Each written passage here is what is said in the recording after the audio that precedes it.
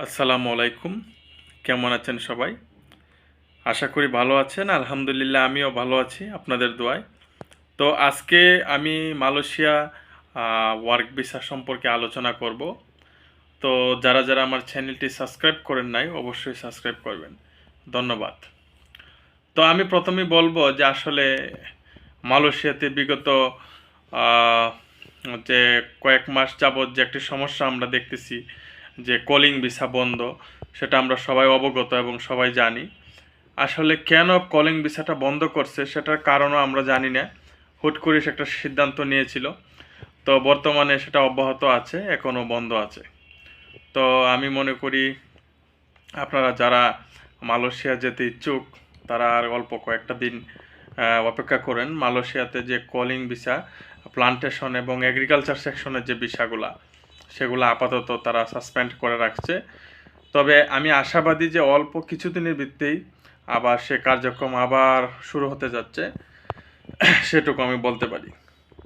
তো কিছুদিন আগে আমাকে মালয়েশিয়া থেকে এক ভাই বলল যে একজন লোক নাকি মালয়েশিয়াতে প্লান্টেশন বিষয় চলে গেছে। তারপরে আমি সেটা যাচাই বাছাই করে জানতে পারলাম যে সেটা তারা যে গেছে সেটা হলো ট্যুরিস্ট বিষয়ে গেছে।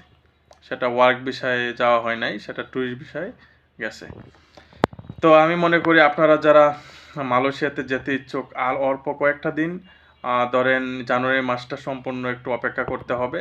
ফেব্রুয়ারিতে আশাবাদী সেটা খুলে যাবে।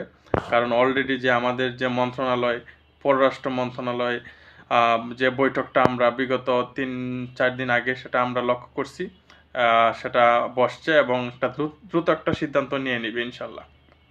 খুবই দ্রুত এবং খুবই তাড়াতাড়ি। আমি আশা করি যে আপনারা যে অপেক্ষমান যারা আছেন তারা দ্রুত ভিসা পেয়ে যাবেন।